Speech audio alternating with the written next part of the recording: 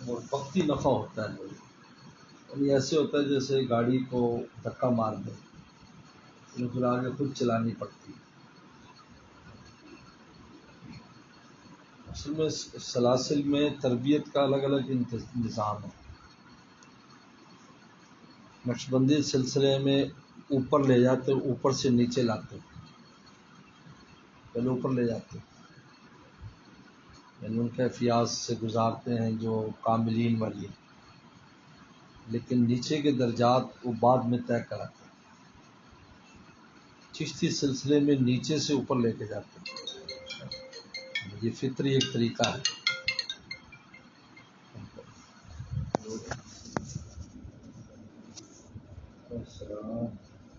تربیت کا انداز ہے۔ تو چشتی سلسلے میں یعنی نفس کو مٹانے پر زور ہوتا ہے۔ یہ سب سے بڑی رکاوٹ جو اللہ کے راستے میں ہے وہ انسان کا اپنا نفس ہے۔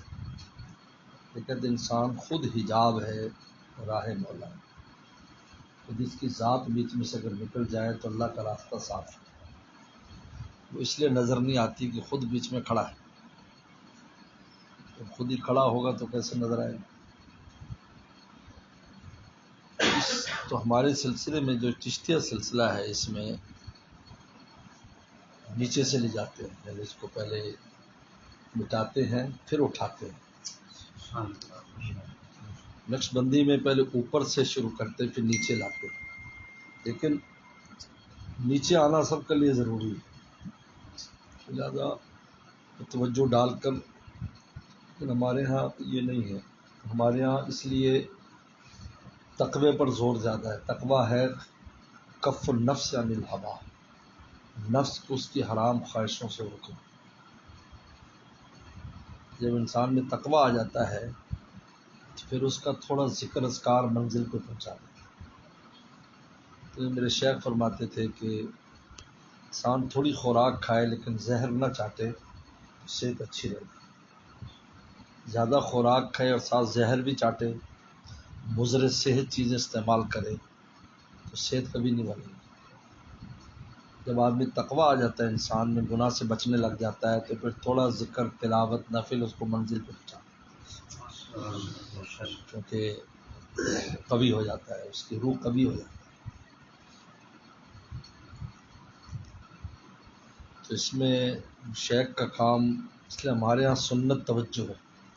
سنت توجہ ہے کہ شیخ دعا کرے مرید کے لیے۔ جب شیخ یوں کرتا ہے کہ اللہ میرا فلاں مرید یا جو بھی میرا متعلقین ہے ان کو اللہ والا بنا دے، اس میں جب وہ دل میں ان مریدوں کا خیال لاتا ہے تو اس کے قلب کی توجہ مرید کی طرف ہو گئی۔ سبحان اللہ۔ اور جب ان کی درخواست مولا کے دربار میں پیش کرتا ہے تو ان کو نیچے جھوک لے جاتا ہے۔ یہ سنت توجہ ہے۔ جس طرح رسول اللہ صلی اللہ علیہ وسلم امت کے لیے دعا کرتے تھے، اسی کا فیضان آج ہے کہ امت قائم دائم ہے، امت میں خیر کے کام جاری ہے۔ امت کلی طور پر کسی بھی زمانے میں ختم نہیں ہوئی، کلی طور پر ختم ہو جائے اور اس میں سے خیر بالکل ہی ختم ہو جائے، یعنی اہل علم ختم ہو جائیں، حافظ ختم ہو جائیں، قاری ختم ہو جائیں، بڑے بڑے زمانے گزرے ہیں کہ کلی طور پر مٹانے کے لیے باطل پورے عالم اسلام پر چھا گیا، لیکن اس کے باوجود بھی ہماری اصل کو ختم نہیں کر سکا۔ دعاؤں کا اصل سنو، یہ سنت توجہ ہمارے دادا پیر شاہ عبد الغنی پھول پوری فرماتے تھے۔ جب مرید کی تصور کرے گا یا عمومی بھی کرے گا تو سب کو اس کی توجہ شیخ کی بھی جائے گی، اور درخواست اوپر پیش کرے گا تو اوپر سے کام تو اوپر سے بنتا ہے۔ اور دل کے اوپر ہی محنت ہے سب ساری، اس میں کیونکہ تقویٰ ہا ہونا، دوسروں پر میں تقوی کا تعلق انسان کے دل کے ساتھ ہے، دل کو نفس سے چھڑانا ہے۔ دراصل اس میں نفس دل ہی کو قابو کرتا ہے۔ ہمارے شیخ شاہ کی مقصد تو بڑی پیاری مثال دی کہ تقاضا قلبی جو ہوتا ہے، قلب میں برا تقاضا جو اٹھتا ہے، یہ دراصل نفس کا ڈالا ہوا ہوتا ہے۔ دل تو برائی کے لیے ہے ہی نہیں، ایک چیز اچھائی کے لیے ہو تو اس میں سے برائی کیسے نکلے گی؟ آپ بتاؤ، آپ کا جو صاف پائپ کا پانی آ رہا ہے جو آپ کے پینے کے لیے. آپ بتاؤ صاف پینے والے پانی میں سے اگر گٹر والا پانی آ رہا ہے تو اس کا مطلب یہ نہیں ہے کہ وہ گٹر کا پانی پیچھے سے آ رہا ہے بیچ میں شامل ہوا ہے. یہی ہے نا یار, یہیں بیچ میں سے کوئی لائن ٹوٹ گئی, گٹر کا پانی آ رہا ہے. تو نفس کیا کرتا ہے کہ وہ آئینے کی طرح, جیسے آئینے پر مکھی بیٹھی ہوتی ہے تو اندر نظر آتی ہے لیکن جب اڑاؤ گے تو باہر نکل جاتی ہے, اندر نہیں ہوتی. اسی طرح جو نفس کے تقاضے ہیں وہ قلبی تقاضے معلوم ہوتے ہیں, وہ قلب کے نہیں ہوتے, وہ نفس قلب کو استعمال کرتا ہے. تو جب تقویٰ انسان میں آتا ہے تو نفس بے بس ہو جاتا ہے, وہ تقاضے ایسے لا ہی نہیں سکتا. اگر لائے گا تو اس کی مثال اس کتے کی طرح ہوتی ہے جس نے ڈنڈا کھایا ہو کسی مسافر کا اور کسی گزرنے والے کا, تو پھر دور سے تو ضرور بھونکے گا, ٹانگ نہیں پکڑے گا, ٹانگ نہیں پکڑے گا. تو نفس کو جب رگڑا دیتے ہیں بھونکتا ہے تو کہاں بھی بھونک لیں, لیکن ایسا نہیں بھونکے گا کہ ٹانگ پکڑ کر لے جائے, وہ دور سے بھونکے. یہ کہتے ہیں تقاضے آتے ہیں لیکن مزمحل ہوتے ہیں, جن کو آسانی سے ہٹایا جا سکتا ہے. اس لیے کہتے ہیں تقاضا کسی وقت بھی ختم نہیں ہوتا. فعبد ربک حتی یاتیک الیقین, اپنے رب کی بات کیجئے جب تک کہ یقین نہ, یقین پر موت ہے, یعنی موت تک آپ کو لگے رہنا ہے. لیکن اضمحلال ہو جاتا ہے, ان میں کمزوری آ جاتی ہے. جیسے بوڑھا آدمی ہوتا ہے اس کے سارے قوا معلوم ہے لیکن اس میں اضمحلال ہے, وہ پکڑنے میں وہ جان نہیں ہے, چال میں وہ جان نہیں ہے, بولنے میں وہ جان نہیں ہے. بالکل اسی طرح نفس میں جب انسان مجاہدہ کرتا ہے نفس اس میں اضمحلال آئے تو پھر وہ تقاضا پیش کرتا تو آپ آسانی سے اس کو ہٹا دیتے. دور سے بھونکنے والا کتا ہے جس سے آپ کو کوئی خطرہ نہیں, لیکن وہ بھونکتا رہتا ہے.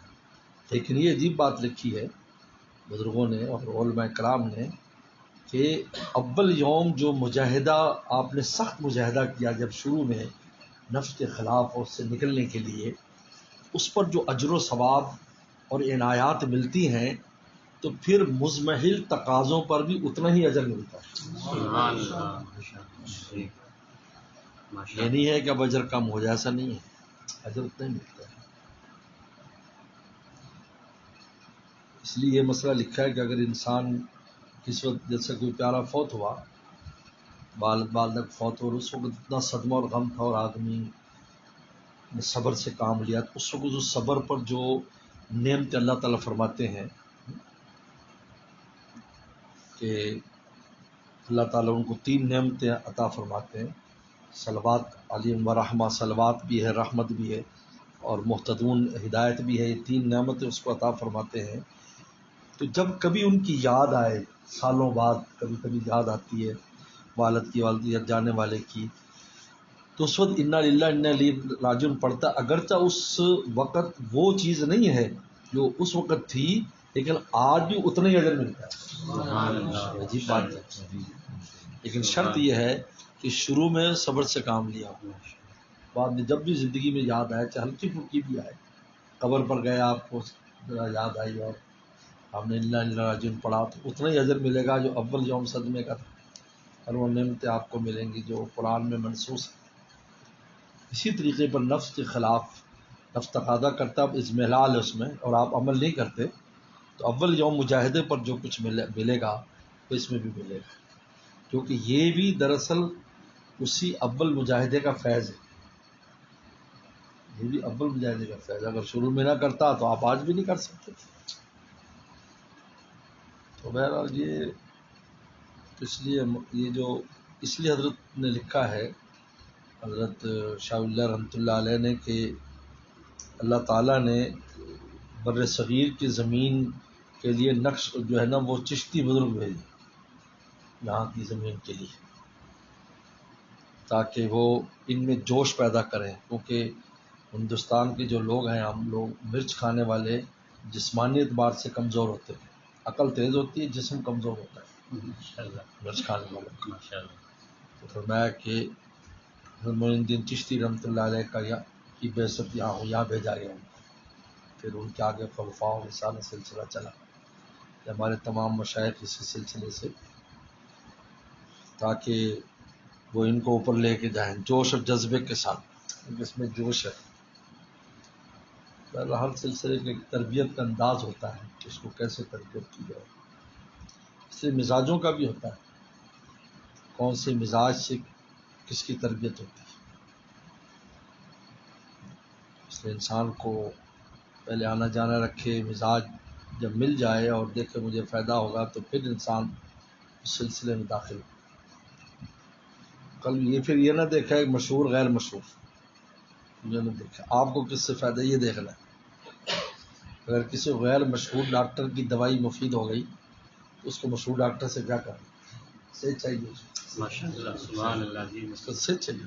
انشاءاللہ جس زمانے میں ہم حضرت کے پاس جاتے تھے 1980 81 میں، حضرت حکیم صاحب رحمۃ اللہ علیہ، تو حضرت کی اتنی شہرت نہیں تھی، مشہور نہیں تھے، بس ایسے تھا کہ کوئی ایک بزرگ ہے، لیکن ہمارا دل لگ گیا، ہمیں ایسا لگا بھی ہمیں یہاں سے فائدہ۔ اس دور اکابر بھی تھے، اکابر آتے بھی تھے، ہم تو وہیں چمٹے رہے، اور کہتے تھے یار وہ تو اتنے مشہور نہیں ہیں، صرف ہم نے کبھی مشہور ہونا ہو، ہمیں تو فائدہ ہو رہا ہے، ہمیں مشہور میں کیا کرنا۔ آپ کو اپنے آپ کو دیکھنا ہے کہ آپ کو کہاں سے فائدہ ہے۔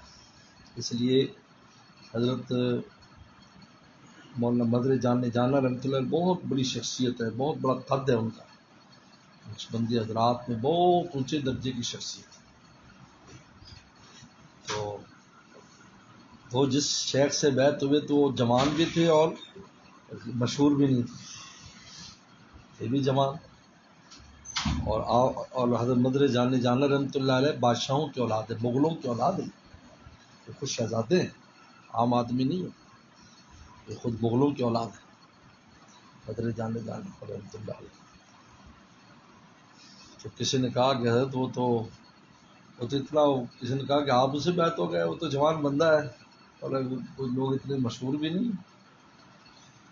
یہ شعر کہا کہ جس کے درد دل میں کچھ بھی تاثیر ہے، جس کے درد دل میں کچھ بھی تاثیر، گرچہ ہو جواں لیکن میرا پیر، سبحان اللہ گرچہ ہو جواں، اس لیے کہتے ہیں کہ انسان کو دیکھنے کا آپ کو فائدہ کس سے ہوگا، بس آپ کو منزل پر پہنچنا ہے، آپ کو کیا ہے۔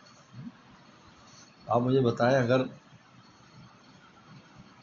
اعلیٰ درجے کی گاڑیاں جو ہیں وہ کلفٹن جا رہی ہوں اور ایک پھٹیرے گاڑی جو ہے ٹوٹی پھوٹی گاڑی وہ نازم آباد، اور آپ کا گھر نازم آباد میں ہو، تو آپ کو بتاؤ اعلیٰ گاڑیاں مفید ہیں یا وہ ٹوٹی گاڑی آپ کی گل تو آپ کو منزل پر پہنچا ہے، بس وہی آپ کے لیے۔ اسے کہتے ہیں انسان کو اس پر نظر رکھنی چاہیے کہ آپ منزل پر کیسے پہنچیں۔ اس نے ہمارے شیخ سے کہا جی، کسی نے برما میں پوچھا کہ جی وہ میں کس شیخ سے بیعت ہوا لیکن ان سے مجھے فائدہ نہیں ہو رہا ہے، مناسبت نہیں ہوگی، کسی نے ترغیب دی ویسے بیعت ہو گیا، تو اب مجھے دوسری جگہ مناسبت زیادہ معلوم ہو رہی ہے اور مجھے فائدہ محسوس ہوتا ہے۔ تو نے فرمایا اگر تانگے پہ جا رہا اور کوئی کار والا کہ میرے ساتھ بیٹھ جاؤ تو عقل کا تقاضا ہے کار میں بیٹھ جائے، بھی جلدی منزل پہنچے گا، مقصد تو منزل پہنچ رہا ہے، مقصد بڑے اچھے دوست بیمار تھے، اس لیے ان کی ملاقات میں ضرور ان کے ساتھ ایک ناشتہ ہو گیا تھا کسی باغ میں، مدینہ سے کسی باغ میں ناشتہ بلند محمد صاحب سمجھنا ایک دفعہ تو وادی العقیق، اس سے وادی العقیق بہت اعلیٰ کر دی، اس کے چلنے پھرنے کی جگہ بنا دیے، اس کے ساتھ بڑی خوبصورت سمجھی، پیدل چلنے والوں کے لیے، بیٹھنے کے لیے وادی العقیق کے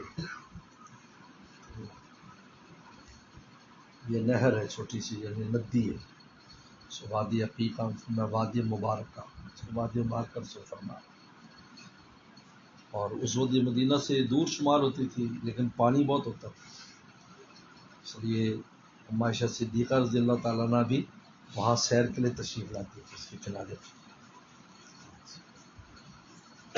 تو وہ وادی عقیق یہیں پر وسلم کو قران کا حکم ہوا تھا، آپ نے حج کا احرام باندھا تو حکم ہوا کہ عمرے کا ہی نیت بھی کر لیں وادی عقیق اور وادی مبارکہ میں.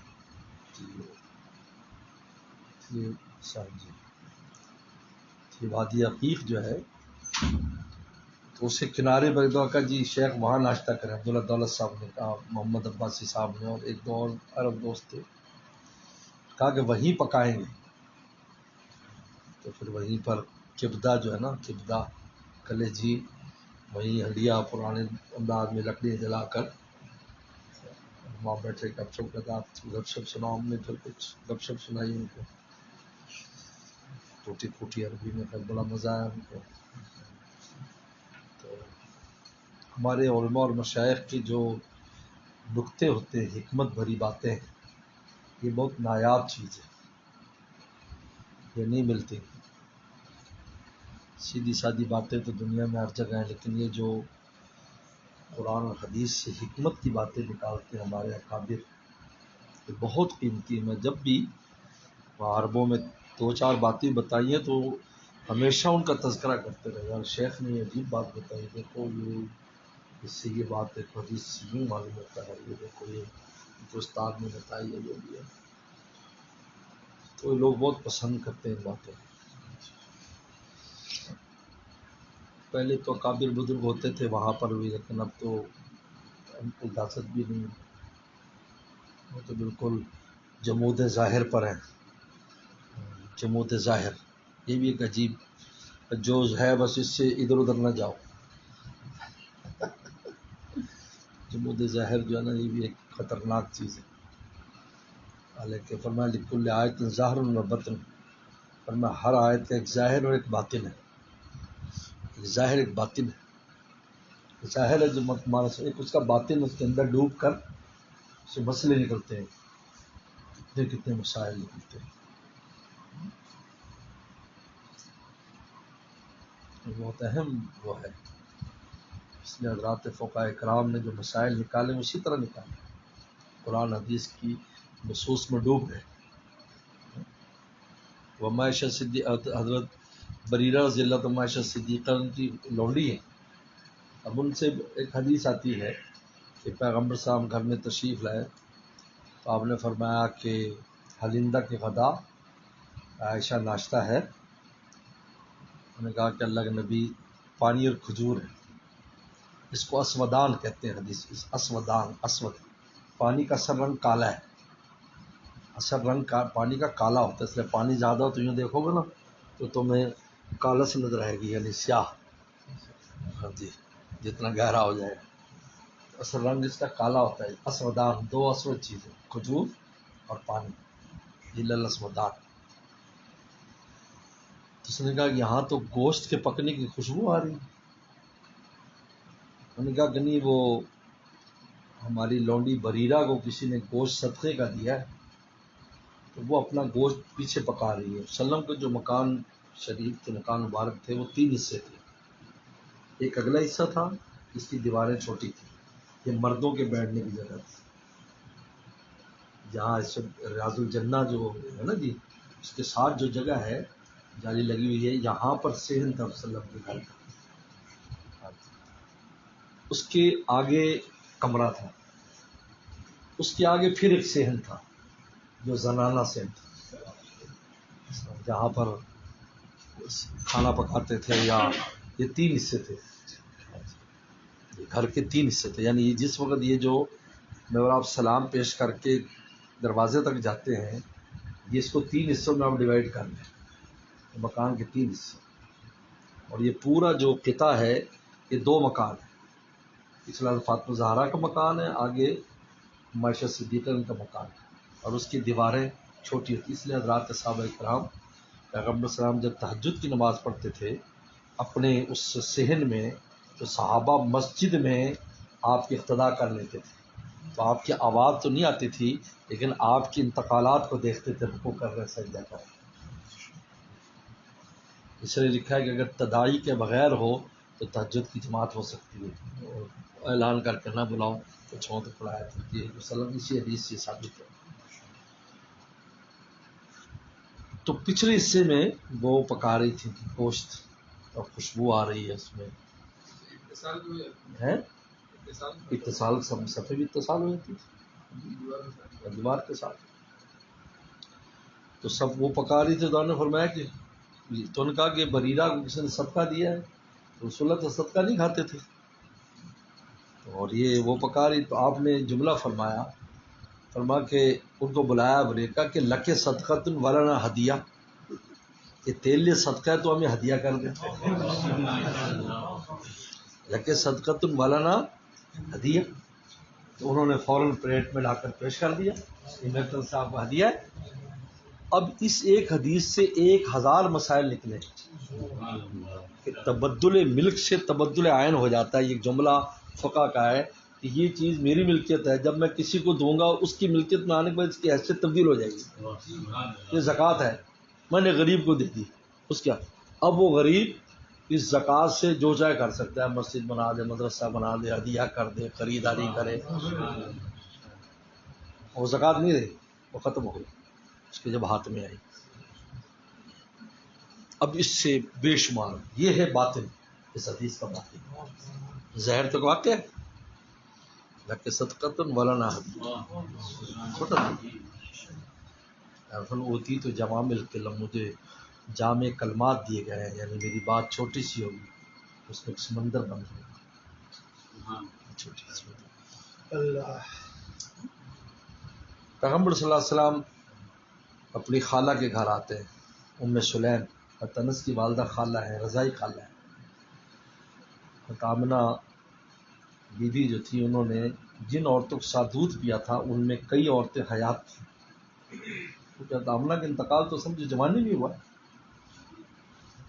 شادی کے بعد سلم پیدا اور اس کے بعد 8 سال کے بعد یا 6 سال کے بعد 6 سال بعد ان کا انتقال ہو گیا، اور والد صاحب تو ابھی پیٹ میں تھے تو فوت ہو گئے. تو جوانی تھی اما آمنہ. تو سلم جب ہجرت کر کے آئے تو کئی وہ خواتین جو تو وہ خالہ تھے، پیغمبر صاحب ان کے پاس جاتے تھے تو ایک اپنی ماں کی کمی کو سمجھو پورا کرنے کے لیے وہاں تشریف لے جاتے. تو ام سلیم کے گھر میں گئے تو تنس کے چھوٹے بھائی تھے جن کو یتیم، نام بھی یتیم تھا ان کا، یتیم میں نے یکتا. تو ان کی ایک چڑیا پالی تھی اسے، وہ چڑیا مر گئی تو اس کو بہت صدمہ تھا. تو آپ نے اس کو ایسے چھیڑا بلکہ کہ یا ابا عمیر ما فعل النغیر، اے ابا عمیر وہ تیری چڑیا نے کیا ہوا، لال چڑیا. تو رونے لگ گیا اور پھر اس کا نسانے لگ گیا، بیمار ہو گئی تھی، فوت ہو گئی، مر گئی تھی. اب یہ حدیث آپ نے ایک سوال کیا ہے آپ سے صرف، ٹھیک ہے. اب اس سے 2 اہم مسئلے آ گئے کہ کوئی آدمی بچہ پیدا ہونے سے پہلے اپنی کنیت رکھنا چاہے تو جائز ہے، کیونکہ آپ نے اس کو عمیر کا ابا کہا، حالانکہ اس کی تو شادی بھی نہیں ہوئی تھی، وہ تو بچہ ہے. یا ابو عمیر، یا ابا عمیر، اے عمیر کے ابا. اور دوسرا مسئلہ ثابت یہ ہوا کہ جو مدینہ شریف ہے اس کے حرم کا وہ حکم نہیں ہے جو مکہ کا ہے. یہاں اگر جانور جنگلی پالنا چاہیں، قید کر رکھنا چاہیں تو جائز ہے، مکہ میں جائز نہیں، کیونکہ انہیں چڑیا پالی ہوئی تھی اور آپ نے منع نہیں فرمایا. یہ ظاہر اور باطن ہے. تو آج جو نا وہاں عرب میں جمود ظاہر تاری ہے، ایسے لوگ ہیں بس جمود ظاہر چاہتے نہیں، لیکن حکمت کی باتیں لوگ سننا چاہتے ہیں. تو اگر کبھی کوئی بیان کرے ہمارے بزرگوں نے یار حیران ہو جاتے ہیں، اگر تو یار. اس لیے میں نے خود ایک وہ بہت بڑے محدث تھے شام کے اور بڑے معروف تھے، پہلے مدینہ شریف میں رہے، میری ان سے ملاقات ہوئی، نشست میں ملاقات ہوئی، کافی عرب دوست تھے. تو میرے ساتھ بیٹھا تو انہوں نے جو سب مجمع سے کہا، بیان تھا ان کا، انہوں نے کہا کہ علم حدیث کی خدمت بر صغیر میں ہو رہی ہے. حدیث شریف کو سمجھنا، رسول اللہ کی بات کو سمجھنا، آپ کی مراد کو سمجھنا کہ آپ کی مراد کیا ہے اس سے. جمود ظاہر نہیں ہے کہ بس جمود ظاہر. اللہ تعالیٰ کا میرا شکر ہے، لیکن بس وہ اللہ تعالیٰ سے وقت لائیں گے. وہاں کی زمین بھی ہمارے بزرگوں کے فیوز و برکات سے جس طرح پہلے یا پھر ہو اسی طریقے سے انشاءاللہ وقت آ رہا ہے. لوگ کہتے ہیں آپ اپنے ساتھ حاجی بہت نہیں لے کر جاتے یا عمرے والے مشاہد تو قافلے لے کے جاتے ہیں. حضرت تھانوی رحمۃ اللہ نے لکھا ہے کہ جب کوئی آدمی پہلی دفعہ جا کر استعلام کرتا ہے نا تو یہ حجر اسود عجیب ہے. حجر اسود سرجن ہے. تھانوی کی بات نقل کر رہا ہوں کہ فوراً آپریشن کر دیتا ہے دل کا. اگر اس کے دل میں خیر ہوتی ہے تو اس میں اضافہ ہو جاتا ہے، شر ہے تو اس میں اضافہ ہو جاتا ہے. تھان لکھا ہے. تو بڑے بڑے جو نا وہ اس طرح لے گئے، وہ اعتقاد ختم ہو گئے. بھائی پیر صاحب کو کسی نے لا کر دیا جی حضرت آپ کے لیے میں اسپیشل کوئی چیز بنا کے لاؤ. جی پیر صاحب اکیلے کھا رہے ہیں. ہمیں پوچھا بھی 100 کا کیسے پوچھے. جیسے حضرت شاہ عبد الغنی پھول پوری رحمۃ اللہ علیہ کے سامنے ایک آدمی جو ہے وہ مکھن لایا، وہ خاص مکھن جو ہوتا ہے تازہ، کہ حضرت نے آپ کے لیے حضرت کے سامنے رکھ دیا. تو سامنے ایک جو ہے نا وہ بیٹھا ہوا تھا ایک گاؤں والا، تو بار بار حضرت کے مکھن سے انگلی مار کر کھاتا تھا. تو ہم نے فرمایا کہ جب 2-4 دفعہ کیا تو وہ آدمی جو لے کر آیا تھا وہ بھی محسوس کر رہا تھا مجھے بھی میں تو حضرت کے لایا ہوں اور یہ اتنی دور سے ہاتھ بڑھاتے ہیں تو لگاتا ہے. لطیفہ ہے نا کہ ایک کچھ علماء اکرام کے سامنے حلوہ لایا گیا تو بیچ میں اس نے مکھن کا پیڑا رکھ دیا. یہ حلوہ تھا، اب وہ بیچ میں وہ گھی بن رہا ہے. تو ایک مول صاحب نے آیت پڑھی نہر جاری، ایسے گھر کی انگلی ماری تو سارا گھی ادھر آ گیا. دو سے میں عینان تجریان، 2 چشمے جاری، انہیں 2 انگلی ماری. جس نے کہا بہار سجیرت، اس نے پورا پنجہ مار دیا. تو آخری منزل کا اظہار سجیرت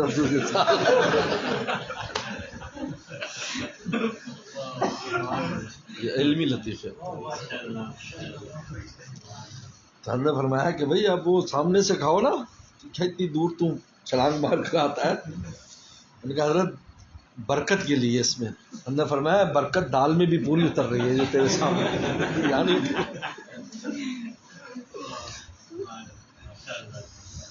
تو وہاں پر پھر مشکل ہو جاتی. اس لیے الحمدللہ سوائے 2-4 ساتھیوں کے جو مناسبت والے ہیں، کیونکہ انسان نے اپنے مشائخ کا وقت مجاہدہ نہیں دیکھا ہوتا. جب وقت مجاہدہ نہیں دیکھا ہوتا تو اپنے آپ کو قیاس کر لیتا ہے بھی یہاں تو سب کی ٹھاٹھ ہونی چاہیے. ایسا نہیں. یہ کہتے کبھی بھی، اور یہ جملہ میں نے حضرت والا سے شروع سے سنا، جس کا پوری زندگی بھر کے لیے مجھے نفع ہے، کہ بزرگوں کے ایام فتوحات نہ دیکھو، ایام مجاہدہ دیکھو. جب وہ اللہ کو راضی کرنے کے لیے تکلیفیں اٹھا رہے تو وہ دیکھو. تم یہ ایام نہ دیکھو. اسی حرمین کے سفر میں ہم نے اپنے سامان ساتھ پر بھی اٹھائے ہیں. اپنے سامان اٹھا کر 4 منزلیں چڑھے، بخار ہو گیا پہنچتے پہنچتے، بے ہوش ہو کے گر پڑے. 2 دن کے بعد ہوش آیا. دنیا میں آج اگر وہاں خادم ملے گڈی لے کر آئی ہے، اب آپ کیسے قیاس کرتے ہیں بھی ہم سب بھی گڈی پہ چڑھے. یہ بہت ان جگہوں کا سفر اپنے بڑوں کے ساتھ بڑی احتیاط سے کرنا چاہیے. نصیحت سننے میں بہت جلدی، میں نے بتایا نا کہ بہت جلدی وہ آ جاتی ہے. یار یہ دیکھو ان کی بھائی ان کو گاڑی مل گئی، ہمیں پیچھے چھوڑ گئی، ہمیں کہا جی بس پہ آ جاؤ، آپ گاڑی میں چلے گئے. تمہارے دل میں اس مقام پر ایسی بات آئے تو کیا ہے؟ یہ اللہ تعالیٰ کا نظام ہے. جب میزبان وہ ہے تو ان کو دال کھلائیں، ان کو مرغا کھلائیں، ان کو بکرا کھلائیں، تو آپ ان پر کیوں اعتراض کرتے ہیں؟ میزبان کی تقسیم اس کو جو کھلائیں، اس کو جس حال میں رکھیں. ان کا بڑا معاملہ تھا، ہر ایک کے ساتھ ان کے معاملے بہت خطرناک چیز سے. بہت لوگ محروم ہو گئے اس وجہ سے، محرومی لے کر آئے. وہاں دیکھا تو میں نے کہہ دیا ان کو کبھی دوبارہ نصیب نہیں ہوگا جانا، اور آج تک نہیں ہوا کوشش کے باوجود. پولیس باتوں پر ان کو یہ ہے جو ہمیں نہیں پوچھا، یہاں اس کے لیے تو آئے نہیں. اس لیے حجر اسود تھان لکھا کہ یہ سرجن ہے، دل کا آپریشن کر دیتا ہے. تو اس پر ہونا تو یہ چاہیے کہ جب آپ کو یہ احساس ہو کہ یار میرے اخلاق میں تغیر ہو رہا ہے تو وہ توبۃ اللہ کرے، یعنی اصلاح کرے اپنی، اللہ میں بہت اس کو خیر سے بدل دے، تو اچھے اخلاق کرتے میں لڑ بڑ رہا ہوں، کیا ہو گیا مجھ کو یار. اور اگر خیر میں اضافہ ہو تو شکر کرے گا اللہ اور اس میں اضافہ کر. اور فرمایا ایسے دل کو چیر دیتا جو اس میں چیز ہو باہر نکالا. ہمارے والد سمت اللہ کی مخلصانہ دعاؤں کا نتیجہ ہے ہمیں ایسی جگہوں تک پہنچا دیا جہاں سے جہاں ہمارا حصہ تھا. زندگی بھر اس جگہ نہیں ملتی جہاں آپ کا حصہ ہے، نہ رزق کی، نہ علم کی، نہ روحانیت کی، تینوں چیزیں حصے پر ہیں. آپ کا رزق کہاں رکھا ہے، آپ کی روحانیت کہاں، آپ کا علم کہاں ہے. آپ وہاں پہنچ گئے بس شارٹ کٹ میں آپ کے کام ہو گئے، ورنہ عمریں گزر جاتی ہیں. وہ جگہ نہیں ملتی جہاں سے روحانیت کا حصہ ہے، وہ جگہ نہیں ملتی جہاں علم کا حصہ ہے، وہ جگہ نہیں ملتی جہاں سے انسان کی دنیاوی معیشت کا حصہ ہے. آپ کو مارتا رہتے جگہ نہیں رکھا تو ہوا اللہ نے سب. ہمارے والد رحمۃ اللہ علیہ ان کی مخلصانہ والدہ کی دعائیں ان تک پہنچا دیا، ان استادوں تک، ان مشائخ تک جہاں ہمارا حصہ تھا، ان دوستوں تک جہاں ہمارا حصہ ہے. بہت شکر ہے، اللہ کا بہت شکر ادا کرتے ہیں، الفاظ نہیں ہمارے پر شکر ادا کرتے.